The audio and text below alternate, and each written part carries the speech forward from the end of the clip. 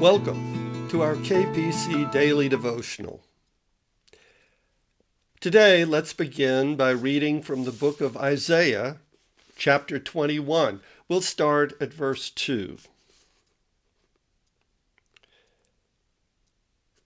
As whirlwinds in the Negev sweep on, it comes from the desert, from a terrible land. A stern vision is told to me. The betrayer betrays, and the destroyer destroys. Go up, O Elam, lay siege, O Media. At the sighing she has caused, I bring it to an end.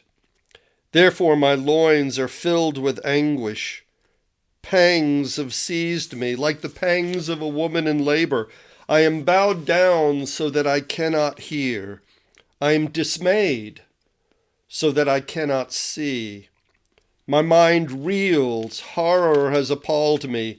The twilight I longed for has been turned for me into trembling. Today's devotional is entitled Molting. Molting. One morning I went out to refill the bird feeder. It seems to be a daily ritual. We have a lot of birds in our yard, a lot of nesting pairs. And as I went to fill the bird feeder this time, in late spring, there sat a young finch on the bird feeder. As I approached, it did not fly away. In fact, it did not move. I began to fill the feeder, and the finch suddenly looked about, very surprised, and tried to fly away, but it could only flutter in place. It could not find a place to land.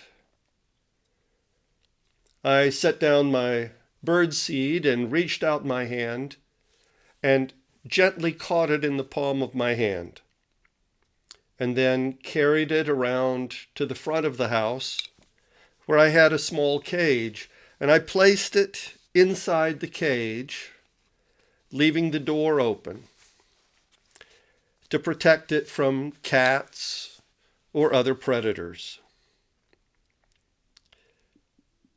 You see, it was blind. Purple finches aren't actually purple. The males are streaks of nut brown and scarlet with a scarlet head. Why they're not called red finches, well, I guess that's going to have to remain one of history's mysteries. When they're young, all finches are mottled brown. During adolescence, the boys molt and change color. Some of the dull brown feathers are pushed out and replaced with their crimson plumage. Now, the boys look rough while they molt. Tufts of grizzled feather fluff pokes out in every direction. My wife and I joke they look like punk birds. And it's especially around the eyes. All those tiny little feathers around their eyes are pushed out to be replaced with bright red. Now, I don't know if the tissue around their eyes gets inflamed and puffy, or if it affects their eyelids, the nictitating membranes, but for anywhere from 6 to 12 hours, the boys are blind. They hang out on the feeders, nibbling and dozing. They don't move when you approach.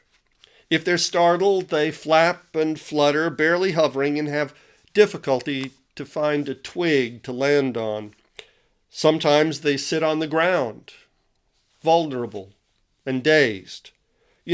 Cat lunch, hawk fodder. If I can't shoo them up onto a safe branch, I gently catch and cage them for a couple of hours, and I release them when they can see well enough to find the open door. Well, the lesson? Well, When we go through changes, we can't see very well. And the bigger the changes, the worse our vision. The prophet Jeremiah talks about big changes getting ready to happen to Israel. So big, it's as if he can't hear or see anything. It's as if he's in a daze.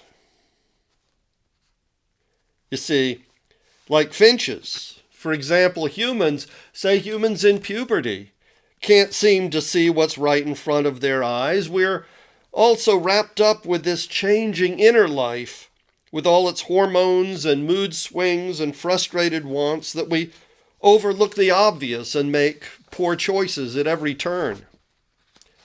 There are other changes, like courtship, when we can't really see our partner for all those stars in our eyes. Or leaving home for the first time. Or when your job is terminated and you have to change career course. Or when the baby is born and the young parents are blinded by sleep deprivation. Or when a child dies. Or when your spouse says, "I want a divorce."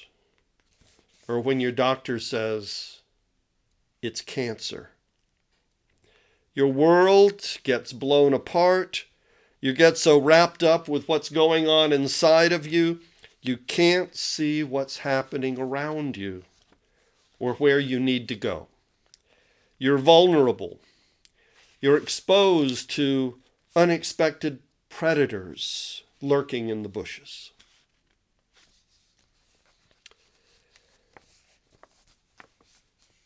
I did a church membership analysis once, crunched the numbers on the church rolls by age and gender.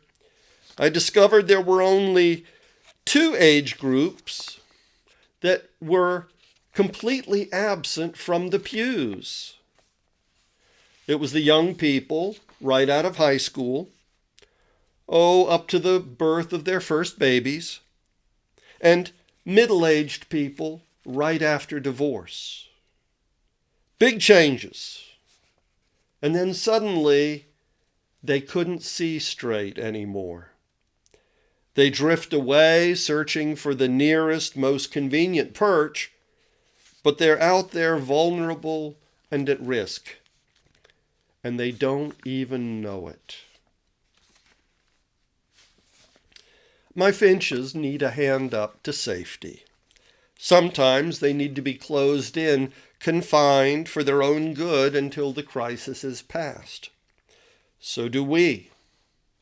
When those big changes happen to you, I recommend you flutter toward the Master. No, he won't clap his hands and reverse all the changes, making everything go back to the way it was.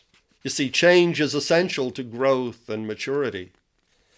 But he can watch over you and protect you and help you find a perch high enough to avoid the worst dangers until, at last, the changes pass and your eyes clear once more. I wish you a blessed day ahead. Goodbye.